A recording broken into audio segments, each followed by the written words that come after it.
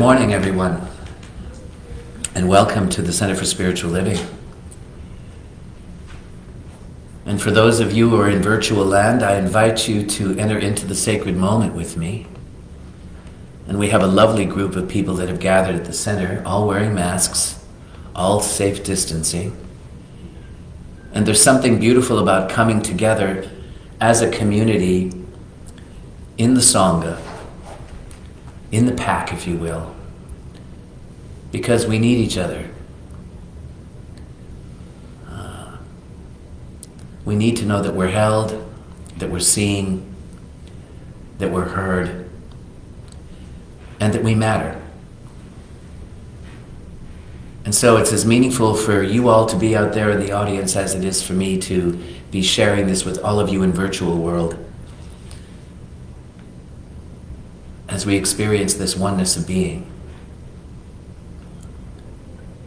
Here at the Center for Spiritual Living, our vision is to awaken all of humanity to its true nature, to its spiritual magnificence, you might say.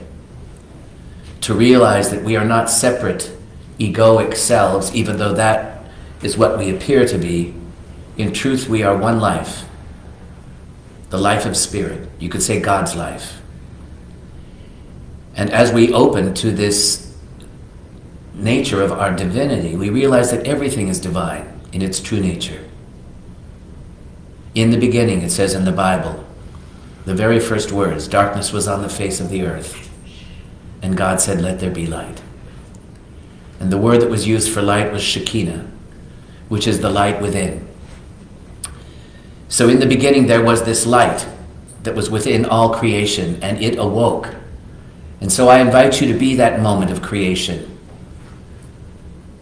In the Upanishads, there is the Vedic hymn of creation. And when I heard that Vedic hymn of creation from Vivekananda, it's as if I remembered that moment in my soul when that light within awoke.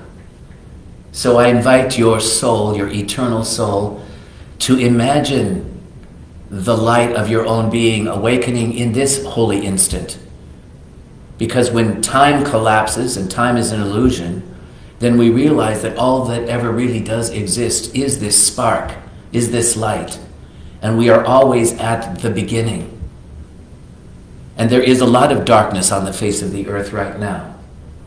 So could the voice of the Creator within all of us say, let there be light, and we invite, as the creation, the light within us to shine this Sunday morning. All one light.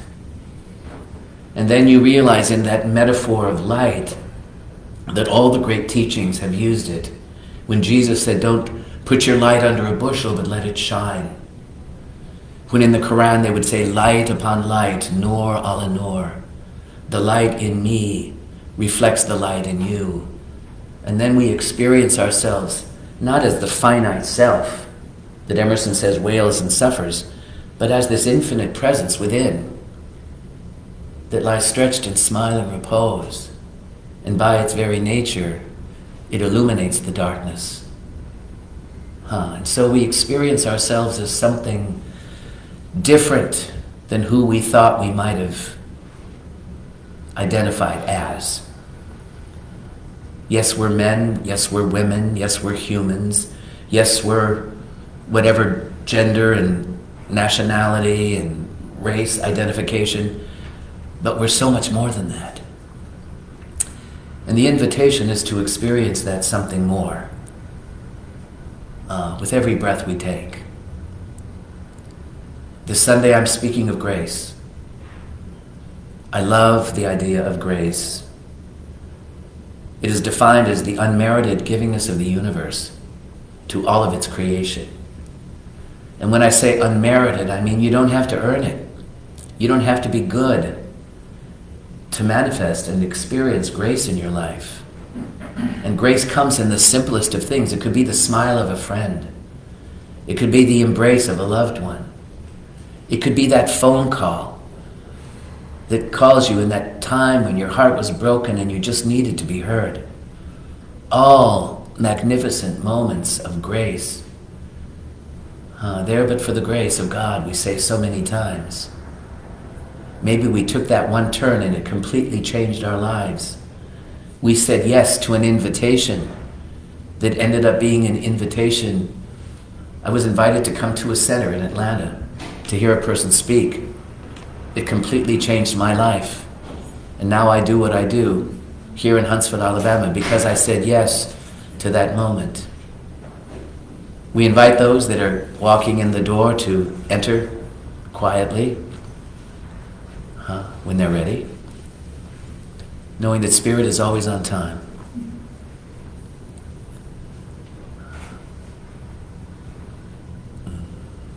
So I would invite you to notice this beautiful piece that is here right now.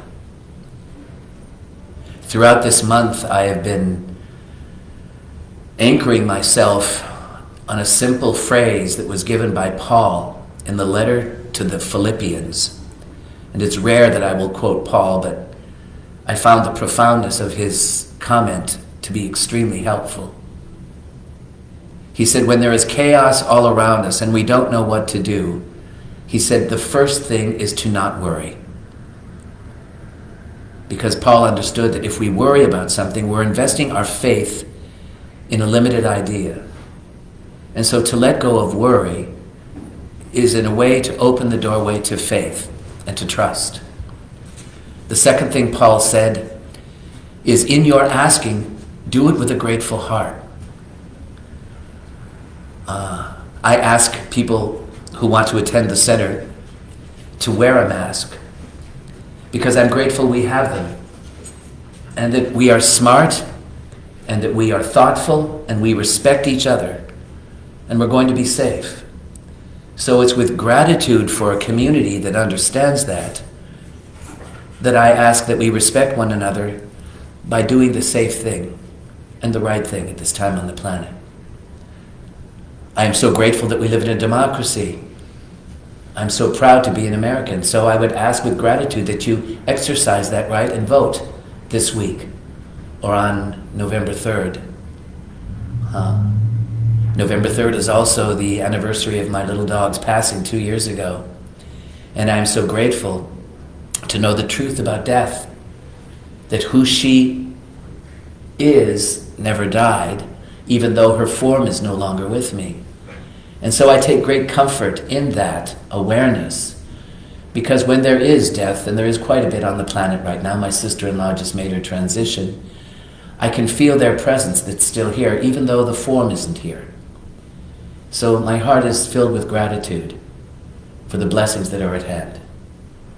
And the last thing Paul said, and this to me is probably the most profound, he says, notice that there is a peace. He calls it a peace that passeth all understanding. We don't have to understand how a peace could be there right in the midst of a pandemic, but it is. How a peace could be there right in the midst of chaos, but it is. And Paul said, identify that peace within yourself, and he says, let it guard your heart and let it guard your mind. And so with these three helpful little hints that Paul offered to us, a gift only means something to the receiver when you say yes to the gift. So I invite you to receive that gift from Paul and take it into your heart. And if it feels appropriate for you, to utilize it as you navigate during these troubled times. I hear that beautiful song, like a bridge over troubled waters, I will lay me down. So we are having troubled times in our country today, in our world today. Could we find that bridge to our heart and just rest in that peace, rest in that gratitude, and rest in a faith and a trust that although worry may arise, and it will, that trust and that faith are so deep that we could let them guard our hearts and guard our minds. I invite you to put your hand over your heart and to feel that operating center right there within you, where love abides. And this month of October, the theme for the month is to polish the mirror of the heart, so that the heart might see clearly. Sometimes the head sees things in a confused sort of way, from a belief system, from an opinion, from a judgment. And that's all fine and good, because that's what the nature of the mind oftentimes is. But when the mind can be open, and the heart can also be open, and you can put the mind and the heart together in a kind of strange, the Buddhists call it bodhicitta, the heart mind. And the heart sees oneness oftentimes, whereas the head sees two. So I invite you to place these two together and feel into that perception of wholeness that Ernest Holmes says is all healing. So the invitation is to perceive the wholeness right there within yourself first. Perceive the wholeness in your relationships. Perceive the wholeness in your country. Perceive the wholeness in the world. And know that as you operate at this perception, you're literally calling it forth, because consciousness is causative. So this Sunday morning, we let go of the struggle and we enter into the ease and grace of this sacred moment. When you're ready to play with me in the realm of, I don't know, but let's find out together, open your eyes. Let me see your beautiful smile under your masks. I can see it in your eyes. My beloved Jake said to me, he's working now again, and he's working in retail, I believe, and he has to wear a mask. And he said, David, the strangest thing, he said, I feel more intimate with people with masks on than I did when they weren't wearing masks. What do you suppose that is? And I said, well, what do you think it is, Jake? And he says, well, I'm looking into their eyes. And oftentimes when they weren't wearing masks, I wouldn't even notice their eyes. But now I'm literally looking into the windows to their soul, and I'm making that soul connection. You know, when you go back to work and you're wearing your mask, you'll be looking into their eyes. The eyes speak volumes. Have you ever noticed that? You know, I have the four-leggeds at home. They're my kids. And I went downstairs this morning and Bert was in his bed and it was dark. Oh, by the way, move your clocks back. It's going to be really dark next week because we're going to be moving it back another hour. Or would that make it lighter? Well, it makes it lighter, doesn't it? I don't know how it works. But anyway, it was dark downstairs in the dining room and Bert was in his bed and all I could see, because he's a white dog with brown spots, and all I could see were his two eyes looking up at me. Oh, well, there you are, Daddy. And I looked into his eyes and he looked into mine. And I said, now you can go back to sleep, Bert. It's still dark. I'm just going to work on my talk. And he went, oh, okay. And he went back to sleep.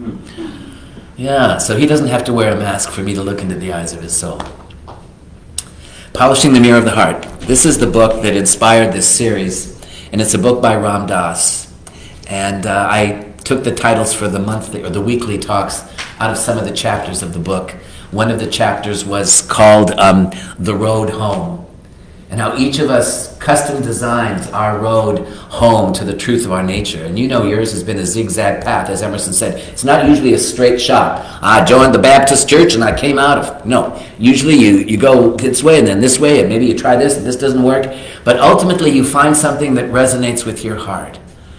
I remember as a young student of truth years ago, and I'm 71 years old, so one of my first was, I think, Shirley MacLaine. And she wrote a book, Out on the Limb, and I thought, it's okay to think differently than other people. She would talk about concepts of reincarnation and people who would channel spirit, and everybody said this is so horrible. But yet it felt like it was something where I could hear a different dimension being expressed. When I went to college, and I had rejected religion by that stage because it was rather primitive in its way of believing about things. You know, if you take religion literally, like fairy tales literally, you're doomed. You know, I remember my beloved Terry over there. She quit the Baptist church, I think when she was 12, when she said to her parents, I cannot worship a God who will kill everybody in a flood and then give us a rainbow. And I said, you must be my daughter, because I said the same thing. You know, so could we get a different idea of spirituality, a different idea of God? And of course, this beautiful man, Ram Dass, was a professor at Harvard. His name was Richard Albert, and he was a sociologist and a psychologist. And he awoke to his divinity through a chemical called LSD. This was during the 60s. And it was very big. You would take this drug and you had altered states of consciousness. And those altered states of consciousness are where you're tapping into this universal presence. But the irony that Ram Dass finally learned by going to India was you didn't need the LSD to go there. And so he started studying with a beautiful man named Maharaji over in India. And he experienced the transmission of the guru to the disciple. And you know, G-U-R-U is how you spell guru. And you can take that literally, G-U-R-U. It's you. And so Ram Dass learned that the guru takes you to the Sadguru within. And so Ram Dass's whole life has been about expressing from this Sadguru within, go within. And so when he talked about the road home, he said it's important that this road home reveals itself to each one of us. And when it does, like this little sign from Thich Nhat Hanh says, you will say, I have arrived, I am home. This place called home, which is a spaciousness of our true nature, it awakens when it's ready to awaken. And so home awakens, the awake awareness awakens, and it happens when it's going to happen. It's like a light bulb going off. But then the second phase, and all spiritual paths are like that, you have to wake within. You have to do the work on yourself in order to really cleanse the lens of your perception. Because we're still seeing it with distorted eyes, with judgment, with confusion, with identity, with attachment, with projection. So that's that working within. And then the last phase in working without on the road home is where you begin to realize I'm everyone and everything. We have a lovely lady in the center who rescues caterpillars and raises them to be butterflies. She's now volunteered her service at the Botanical Garden. Hopefully she'll be in the butterfly garden, but don't tell them what they're doing wrong, Jean, because they don't have the knack that you might have with the butterflies. So what if in this waking up and waking in and waking out, we experience a bigger sense of connection to the all that is? So that was the first week. And then the second week, Ram Dass wrote a chapter called Breathing In and Breathing Out. Now I love it when truth gets really simple. You want to polish the mirror of your heart, learn how to breathe. Just breathe. When people come up to me and they're going through some emotional turmoil at the end, we don't do the receiving line anymore where I get to hug you, but they would come into that receiving line and I could tell they were holding onto this something that was really upsetting them, and they would be shaking, and I would just say, exhale. And then they would go, now breathe. And now exhale. There's something about just aligning with our breath that helps us navigate whatever it is that we're experiencing. A lovely lady in the center here, her dog made her transition on Thursday, and she was doing that same, holding her breath, grieving really deeply. And I reminded her that she's still here with her. And I blessed her by saying, may your little dog haunt you like my little dog is haunting me. Because I said, I read a book called Soul Contracts. When you have a soul contract, and in that book by Soul Contracts, they say, every animal that you encounter in this lifetime, be it domestic or one of your wild ones that you encounter, like the butterflies, has a soul contract with you. And even in death, they're still with you. Now, I know it sounds abstract, it sounds a little Shirley MacLaine, but you know, I choose to think that they're still here. Gigi's saying, no, it's true. They're still here with us. So as she was going through her grief process, I just reminded her that her soul is still here with you. And yes, it's painful to let go right now, but if you can breathe, you can get through anything. So that's a simple little profound way to be in life. The breath holds all the keys. You know, breath is the word for spirit. And if you think about it, not too much, Terry, but if you just think about it, when you were born, when you took your first breath, spirit entered into this body. And when you leave this form, the last thing will be an exhalation. Now, what doesn't come and go? Spirit. What doesn't come and go? The breath. The breath is always here. It's the breath of life. So what if we are all, the only thing that's impermanent is this form. And then, oh my God, life gets really kind of fun. The third week, last week, I talked about being with what is. Being with what is. So many times we struggle with doing. You know, I quoted Meister Eckhart, who says, people come to me often and they say, what should I do? What should I think? What action should I take? And he says, but very few people come and ask me the simple question, who should I be? So could we learn to be with life as it is right now? To be the peace, to be the openness, to be the love.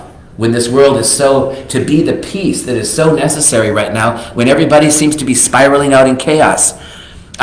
Lisa Ferraro, my dear friend and colleague, she's starting a new ministry called Soul Call Ministries, and she asked if I would mentor her. And so she's very ambitious, as young ministers often are, and she has a whole bunch of us working on her support team. She calls it her support team. And I remember so many of them have so many gifts and skills. And this one very intelligent lady from New England said, Lisa, I'm here to give you all the content and all the important information that you need to do your ministry. And she looked at me and she said, how about you, David? And I said, I'm not here to give you any content. I'm here to give you a context. The context is that spacious place from which to express. And if you know the content will fall in line as content always does. So Lisa, I think at first went, huh? And then she went, First, find that space. You know, when we learn to do spiritual mind treatment, the very first step is to recognize there is that which is always there. That which doesn't think thoughts, and yet thoughts will arise within it. So could we go to that ocean of awareness, that ocean of love, and then let the thoughts and the emotions and the insights arise from within that? So now we go to the Way of Grace, which is one of the last chapters in this lovely book. And Ram Dass shares in his own frustrated but yet emancipated, liberated way. He said, when I met the Sadhguru Maharaji, he said, I felt that I was living the most graced life of all, because I felt I had his wisdom, his depth, and in a holy instant, I could fall back and start talking to Maharaji within myself. He was still there, he was always there. And then the dastardly thing happened, I had a stroke. And he thought, how can my life be lived in the grace of the Guru when now I can't walk, I can't talk? You know, it's like my life had become a veritable hell, he said, until he awoke within the stroke. This is for you, Adam. He awoke within the stroke, and this is how he put it. As I struggled in my mind to accept the stroke, a message came from a dear friend that I had known in India. My friend K.K. Shah in India felt that I should be reminded of the power of faith, and K.K. wrote some simple words that Maharaji had said to him about me. Maharaji said, I will do something for him. Just that remembrance was enough to recall my faith. My soul was once again enveloped in Maharaji's blanket of love. There is a film out, and he's referencing it. It was done about 20 years ago, and it was called Fierce Grace. And the director of this film, about me and about the stroke, called Fierce Grace. And in the film, I talk about trying to see the stroke as the grace of the Guru. And somewhere within that documentary, Fierce Grace, he says, my Guru stroked me. In other words, he knew that there was grace in this. When I lost everything, then what didn't I lose? I know Marie can feel the grace going through her cancer experience. I feel the grace of having had a heart attack and surviving. Adam had a major bleed. That's what Ram Dass had. He had one of the major bleeds in his brain. They didn't know if he would live, and he came back as you did. So he says this, I finally realized that the stroke was the natural result of my own karma. It wasn't being punished by the Guru. And Maharaji's grace now lay in helping me deal with the effects of that stroke. I went to see Ram Dass in Austin, Texas, maybe a year and a half after the stroke, and I had been one of his students for years, and he was this vibrant, active, witty, clever, dynamic speaker. He just could enchant you with his wit and his stories. And now what I saw in Austin was they wheeled a man out in a wheelchair who was kind of slumped over like this, and for the first 20 minutes just sat there in silence. And then he finally said, will you surf the silence with me? And we sat there, and I saw my own mind expecting and wanting something different than what he was showing me. And then he said, you know, the stroke took away that part of my brain that cloaks the ideas with words. I can see an image, but the part of my brain that had the word for it, like umbrella, I can see something that protects you from rain, but I can't remember the word that does that. And so he was sharing his own process and how vulnerable he'd become and how he had to learn to receive. And as he was sharing from his vulnerable place, you could see the grace of the stroke in his own demonstration, how it humbled him. And in humbling him, he got to surrender. He says, now I have to receive everything. I have to be helped to get up. I have to be helped to dress. I have to be helped to drive. He said, I used to be driving a little Maserati and loved my sports cars. Now I have to be driven around. And he says, and I'm learning to receive. He says, when it was that I became like a baby, I had to learn to receive like a baby. This is Grace speaking. Maharaji's grace lay in helping me deal with the effects of my stroke. It is true that being able to deal with the suffering from the stroke totally changed my life. There's going to be suffering in everyone's life. There is suffering right now on the planet. Could we learn how to embrace that suffering, not as the doer, the controller, the manager, but literally through grace, literally through surrender? And And then grace will come in the strangest sort of ways. I was looking in my office for some great inspiration on grace this morning to close with, and I found my book, The Tao of Pooh. And I pulled that book out and I started reading The Wisdom of Pooh, and I thought, that's the kind of grace I need to end on. Because, he has that kind of brain that I need. It makes me laugh and makes me realize that maybe life's a pretty thing. When you've got Pooh in your corner, what more do you need? Hey, so I certainly wouldn't wish a stroke, he says, on anyone. Don't get me wrong. But mine has had a positive impact. Although I lost my faith for a while, over time it's been tempered and deepened. Could we trust that life? It's so funny. Because of this COVID thing, you hear these anecdotal stories, and there was a story of a woman who had a heart attack. And because the hospitals are so overcrowded with coronavirus and ventilators are taking up, it took over 2 hours before she could get taken care of. And I think, had I not gone to that hospital, that emergency room, in the moment that I was having that massive heart attack, I wouldn't be here. So it was grace that I managed to get there. And of course, when I got to the emergency room at 6:30 in the morning, Trace said, should we walk the dogs first? They haven't done their business, and then you can go and check it out. I said, actually, I think I need to go in now. You walk the dogs. So when they're wheeling me down on the gurney, they said, where's your partner? I said, he's walking the dogs. And then they all laughed, but thank God I didn't walk the dogs that day. So he says, I was overwhelmed by the suffering. Eventually, I found a place in myself that has faith that this stroke is part of my awakening. And that's when grace started to court me. It wasn't a bad thing that he had this. Lastly, he says, once you start to awaken spiritually, you perceive your own suffering and start to work with it as a vehicle for further awakening. Anybody out there have a little suffering in your life? How beautiful. Could that be the doorway to your surrendering to grace? I've shared with you that probably the most transformational moments in my life were those moments where I thought everything was going to hell in a handbasket. When my first relationship ended, when I graduated from college, I was bereft because I thought this individual was the source of my love. But the grace of that was, I finally found that the love was inside me, not in the other person. So it took the end of a relationship for me to awaken to that love within. So what if it works in paradox? You lose the job in order to realize that job wasn't defining you, that there was the work of your soul that needed to happen. But it meant that you had to let go of this identity with a job like my own. I was saying this job is killing me, and when I end up in the New York City hospital, my soul said, now are you going to leave this job? Does it take me nearly killing you for you to leave this job? So could we get those wake-up calls in a gentler sort of way? He says, when you suffer, the suffering seems to envelop your whole world. And all you can see, it's me and my suffering. Oh, woe is me. He says, think of a framed picture of a cloud. And if the cloud is cropped too closely, you can only see the grayness of your cloud. But if the picture is cropped to a wider angle, you see the blue sky that's all around this gray cloud. And then you realize it's not my pain, it's not my suffering, it's just the suffering on the planet. And then there's a lightening of the load. It's a lightening of the load, Terry. You don't have to carry all the burdens of the world on your shoulders. And he says that is grace, when it's no longer about me. And then, strangely enough, when we meet our own suffering, and suffering, if you understand Buddhism, the Four Noble Truths is that all life is suffering. And we suffer when we attach, when we project, when we worry, when we want things to be the way we want them instead of the way they are. We're going to suffer. We suffer when we cling to an identity. Seamus has a 21-year anniversary of a whole life shift.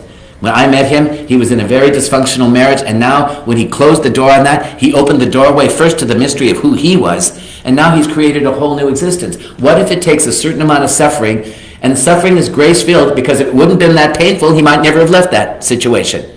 So sometimes the pain has to be great enough for us to step out of something that we oftentimes cling to. So that's Ram Dass speaking of grace in that beautiful sort of way. This week, Pam Hurdy sent me a text from a new book that she had just started reading, and the text was all about this thing called about grace. And I thought, how could she possibly know that I'm speaking of grace? So I went to Amazon and I ordered the book, and the book showed up last night. And so I thought, I wonder if I can find that little thing that she sent me about grace. And I opened it to the very page that it said. And I thought, should I share this? And I thought, it was grace that it came in that text. It was grace that it came last night. And so here's what what Mark Nepo says about grace from the very first page of the book. And the book is entitled Unlearning Our Way Back to God. We learned the wrong stuff, Terry, when we were in those Baptist churches. So we have to unlearn our way back to God. And here's what he talks. He talks about it from a perspective of grace. It's beautifully written. Each person is born with an unencumbered spot that's free of expectation, that's free of regret, that's free of ambition, and it's free of embarrassment. It's free of fear and worry. It's an umbilical spot of grace. I like that. He uses the umbilical. It's tethering us to this spot of grace that we all share. This is the way of grace, where we were each first touched by God. Your little girl knows that. You know that when you see her. You can see it in children so beautifully. It is this spot of grace that issues peace in our lives. So as I read that little sentence, can you just touch that peace from that spot of grace within yourself? It's not complicated. It's inculcated within our very beingness. So he says psychologists call this spot of grace the psyche. Theologians call this spot of grace the soul. Jung calls it the seat of the unconscious. Hindu masters call it the Atman. Buddhists call it Dharma. Rilke calls it inwardness. The Sufis call it Galb, which means the heart of the beloved. And Jesus calls it the center of love itself, the kingdom of heaven within you. So he says to know this spot of inwardness that we're calling the spot of grace is to know who we are. Not by surface markers of identity, not by where we work. Seamus and I were talking about this. Not by where we work or what we wear or how we like to be addressed, but by feeling our place in relation to the infinite, and then by inhabiting that relationship. The universe is calling. Could we know ourselves as existence itself? Wow, as eternity unfolding, as a spark of divinity flowering. And it's fun to play with it. This is a hard, lifelong task. For the nature of becoming is a constant filming over of where we begin.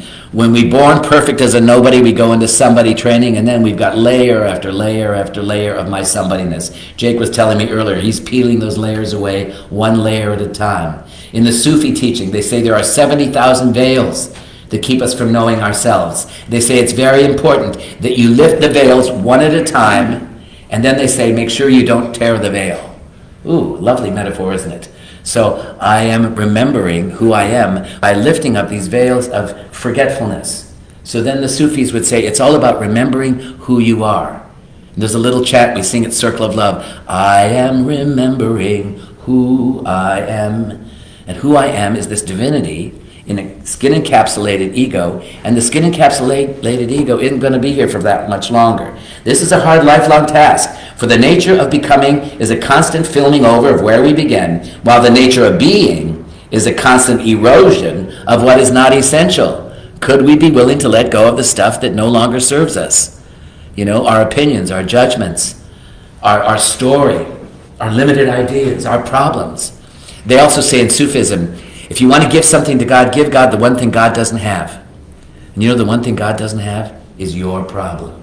So would you be willing to give your problem to this divine presence that we all inhabit? We each live in the midst of this ongoing tension, growing tarnished or covered over, only to be worn back to that incorruptible spot of grace at our core. Life is wearing us down. It's taking away the stuff that no longer matters so that we might return to the grace of our being, to that little spot of grace.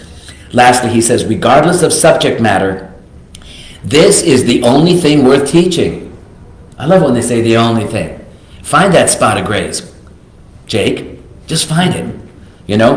How to uncover that original center and how to live there once it's restored. To live from grace. One thing grace does? It doesn't struggle. It doesn't effort. When you're living in grace, you're living in ease and grace because you're not the doer. Grace is doing everything. Could thy grace be sufficient for me? Could we say that to life?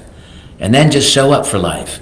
His very last little paragraph, and this is how it ripples out. In essence, our connectedness to the universe, to God, in being who we are by inhabiting this original spot of grace, releases a spiritual gravity that draws the spirit out of others. All I have to do on Sunday morning is to find that spot of grace in me, and it draws out that spot of grace in you. It's like a tuning fork. I'm tuning into my grace spot, and then you get to tuning into your grace spot, because it's only one grace spot. That's how he says it works. He says, it releases a spiritual gravity that draws the spirit out of others, not by conscious persuasion or authoritative intent. It's not because I'm demanding, now get into your grace spot. No, it's by the sheer warmth and the fullness of being who you are. Emerson says, what you are speaks so loudly I don't hear a thing you're saying. Could we look at the character behind the mask and see what's shining forth? Is integrity shining through those eyes? Is creativity shining? Is compassion? Is empathy? We're teaching a class on Healers on Healing, finding the golden thread of oneness in everything. And basically, all these enlightened teachers talk about the necessity of being empathic, of being compassionate. First, it has to start with our own self, because this is where we experience the suffering, usually, is in our mental, emotional bodies. But then could we have compassion for the suffering of other? You know, this lovely lady who called me, who was grieving the loss of her dog. She and I weren't separate in those holy conversations. And I could say, I sit with you, you know. I know exactly what it feels like. I'm coming up on the anniversary of when Baby Speck made her transition. And, you know, it's funny, those moments, they're kind of seared in your memory. The last moment that I said goodbye to her, the last moment that I lay on her bed and gave her 3 kisses of love. You know, you remember, you know, those final moments, and they're really sacred. So could we be gentle with ourselves as we navigate and try to find the grace in our lives, however challenged that might be? I want to give you Winnie the Pooh, because he brought so much joy to my life. And I'm going to try to, and then I'll launch into a closing sorts. Let me give you a little bit of history on the Tao of Pooh. You see the little Winnie the Pooh guy there? When I was a brand new minister in 1989, a young man had been arrested for the murder in a drug deal. He was 17 years old. His mother was on the board of the center, and I was here. And she asked if I would go and see him in prison. He was in, what do they call it, where they isolate them in the top floor, and nobody can see them. The only one that could get in was a minister. And it was a drug thing gone wrong, and he was up there, and she asked if there was something spiritual that I could bring him, and I brought him the Tao of Pooh. You would have thought I brought him the greatest elixir from the universe, because there's something about reading a children's story that can be very helpful, about Winnie the Pooh and Christopher Robin and those characters that lived in Pooh Corner. And so I pulled out my Pooh this morning. This is probably the one that I went up to the prison with. And here's a little taste of Pooh, because this is grace. So Pooh's in the forest. So say, Pooh, why aren't you busy? Christopher Robin says. Pooh says, because it's a nice day, said Winnie the Pooh. And Christopher Robin says, yes, but... And then Pooh says, well, why ruin it? And then he says, but you could be doing something important, Pooh, said Christopher. He says, I am, said Pooh. And he says, oh, what are you doing? And he says, listening. And he says, listening to what? Well, I'm listening to the birds and the squirrels over there. And what are they saying to you? He said, well, they're saying it's a nice day out there. Well, you know that already, he said. Well, yeah, I do, but it's always good to hear somebody else think so too, he replied. And then he goes on to say in the Tao of Pooh, and Tao means the way. You know, if we're talking about the way of grace, we could talk about the Tao of grace. So Pooh is the master teacher of the Tao of grace. He says, what could we call that moment before we begin to eat honey? Pooh is contemplating. Some would call it anticipation, but we think it's much more than that. We would call it awareness, says Pooh. It's when we become happy and we realize that we're happy, if only for a holy instant. And by enjoying the process, says Pooh, we can stretch that awareness out so that it's no longer only for a moment, but it can cover my whole life. That moment when we get ready to taste the honey. Maybe when you come to the center on Sunday mornings, you feel like you're going to drink some honey. So you have that anticipation. I'm going to be fed by the nectar of love. He says, we can have a lot of fun, just like Pooh did. And then this is the last little thing. And then he thought that being with Christopher Robin was a very good thing to do. This is Pooh thinking. And having Piglet near him was a very friendly thing to have. And so, when he had thought it all out, he said, "What I like best in the whole world is me and Piglet." He didn't have good grammar, but that's okay. "What I like best in the whole world is me and Piglet going to see you, Christopher Robin, and you saying to me, 'What about a little something?' And then me saying to you, 'Well, I shouldn't mind a little something, should you, Piglet?' And it being a hummy sort of a day outside and the birds singing." He's just finding grace and just being together. He looks a little like Christopher Robin over there, that little munchkin. And he says, "The clouds above us join and separate. The breeze in the courtyard leaves and returns. Life is like that. So why not just relax," says Pooh. "Who can stop us from celebrating the beauty of each moment?" So Pooh would find the grace in the littlest of things. This is a good one to read your little girl, because the grace is always there, the beauty is always there, and it's waiting for us to tap into it. I got a prayer at the end of John O'Donohue's, who blesses my life, and book is called "Bless the Spaces Between Us." And if we could call forth the grace in every moment, because it's there waiting for us. Remember, it's the unmerited givingness of the universe to itself. In our revealing service this morning, people were sharing how grace entered their lives. This one woman had a machine that brought the red waves into her to help her with grace.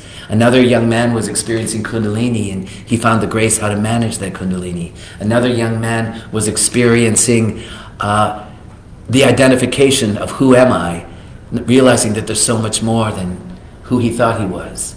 Another young lady is stepping into a whole new expression of life and finding that doors close and doors opening, but we're all safe, it's only change. So could we call forth the grace and the ease? And this is John O'Donohue's prayer near the end of this little book. I'm blessing the spaces between us. And it's a little prayer for equilibrium. Equilibrium basically says to the universe, it's not good or bad. It just is. And could I find that even in those tough times, those transformative times, those heartbreaking times, that I can surrender into something that will hold me up, to maybe the birds singing. They say the birds don't sing because they have a message. The birds sing because they have a song. So when I get out of my identification with me and my problem, could I surrender into the grace of the bird's song and let it feed my soul? It's just kind of a playful little way to invite the Tao of grace. So here's his little sacred shift. He says, "Like the joy of the sea coming home to the shore, may the relief of laughter rinse through your soul. Like the joy of the sea coming home to the shore, may the relief of laughter rinse through your soul." I love to laugh. Raul always has a good joke for me, and he always makes me put life into perspective. "And as the wind loves to call things to dance, may your gravity be lightened by grace. I look out the windows now, and my beautiful trees are turning bright gold and red, and we have a sumac that's turning brilliant red, and Trey's sister was Susan. So now the sumac has all of a sudden become Susan the sumac, and Hermione, the beautiful golden sugar maple. Now I've got red leaves and gold leaves just cascading down in my garden, and I feel it's through the wind blowing, it's lightening me through grace. Like the dignity of moonlight restoring the earth, may your thoughts incline with reverence and respect." Don't you love to look up at the full moon? When Etika made her transition, it was 2 years ago yesterday, she made her transition on the harvest moon. And as Lisa walked out of that hospital room, she looked up to the harvest moon and she saw an orb by the moon. And then they wrote a song called Etika's Moon, about how she's just showing us that she's still there. So like the dignity of moonlight restoring the earth, may your thoughts incline with reverence and respect. When the thoughts arise, it could be gentle thoughts, life-affirming thoughts,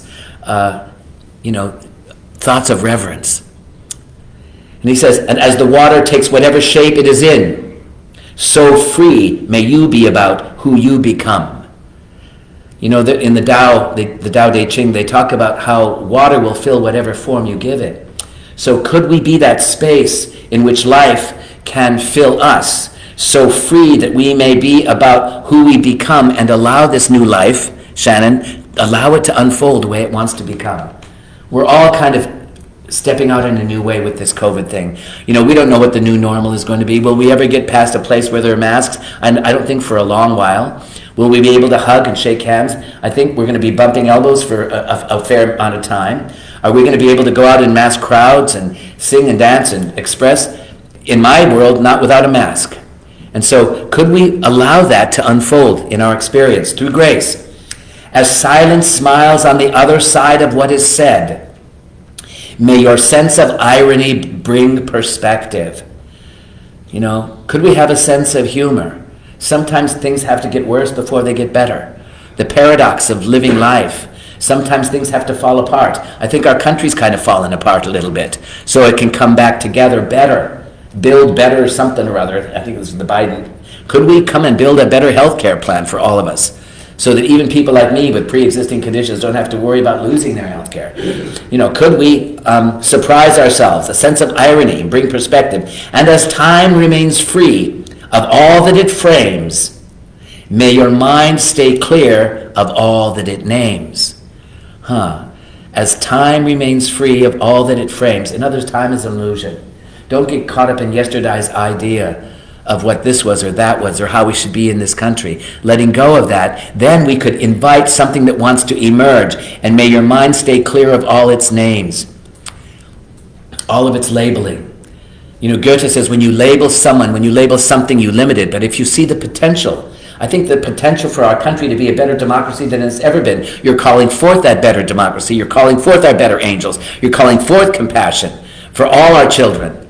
Those little children at the border, they're our children, you know. Could we let that make us better human beings? That's what he's saying. And may your prayer of listening, a prayer of listening deeply, deepen enough so that you hear the depths and the laughter of God. Oh, I have to do that one last time.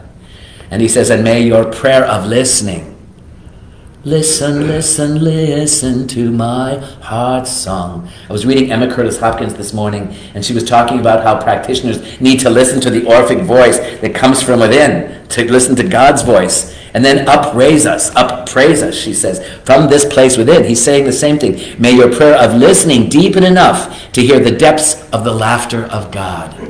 Wow, let's do that right now. Listen deeply to hear the laughter of God. And I hear the laughter of God when I hear the rain falling from the sky. I hear the laughter of God when I hear the birds having their little discussion and their call and respond back and forth. I hear the laughter of God. I hear the laughter of God when I go and walk around Big Springs Park and the ducks are, they're having their little conversations. And I'm wondering, what are they doing? What are they saying? It's usually a mother with a little gaggle of goslings following her, quacking away, and I'm hearing the laughter of God.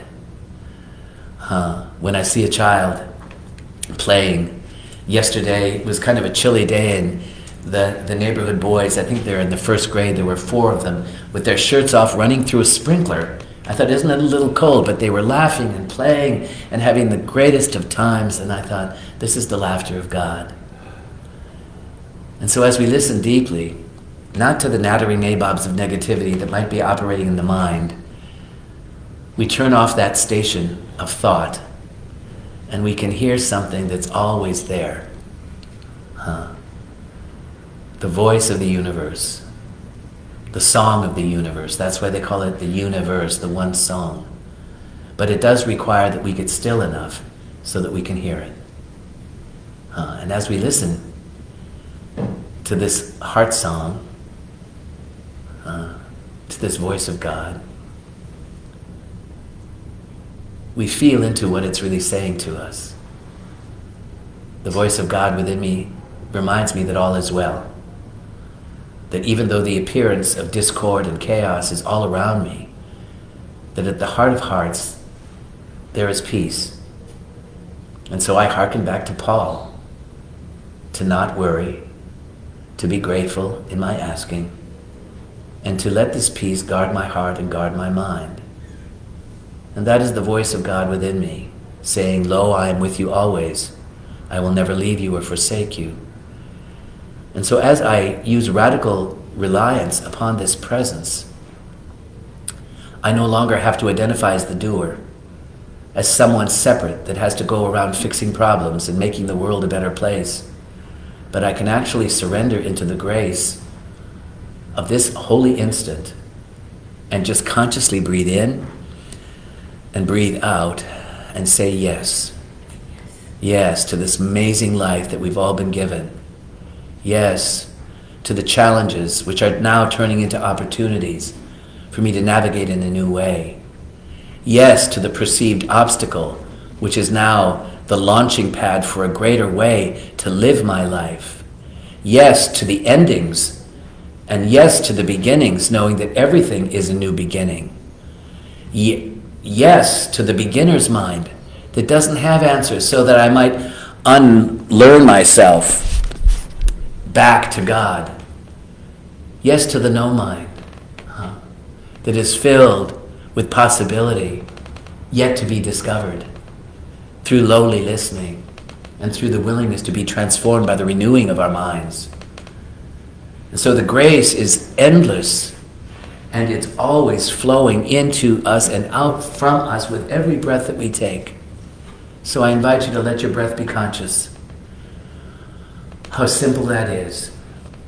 I did a little game for myself yesterday. I like to do acronyms, and I did an acronym for grace. And I had fun with it. And I basically said, the good, the God, the glowing is ever giving of itself in this holy instant. That's the letter G. And so I'm here to remember and to recognize and to respond and resonate as that spark of grace. A is then I can allow and accept and attune and attend and stay alive as that grace has its way with every breath I take. As C, I stay conscious and curious and creative and celebrate every holy instant of this amazing life. Finally, to end up as eternity itself, as existence, empathically and everywhere expressing eloquently with equanimity. Boy, that's a complicated, grace-filled acronym, but I invite you to play with it yourself, knowing that she's always there. The good is revealing herself. I am remembering it now. I allow its unfoldment. I celebrate it with every breath that I take, and I experience eternity in each holy instant. This is grace on the move. It's on the move in you and me. And so I invite you now to put your hands over your heart, and let's affirm the heart salutation together. I honor you. I honor you. I respect you. I respect you. I love you. I love you. You are the deepest aspect of myself. You are the deepest aspect of myself. The grace in me bows to the grace in you. The grace in me bows to the grace in you. In this place we are one. In this place we are one. And so let Grace open her eyes, let her open her hands, let her open her heart, and let her shine, shine, shine. You're going to put your clocks back next week, 1 hour, and you're going to go out and vote, and you're going to shine, shine, shine. Stay safe.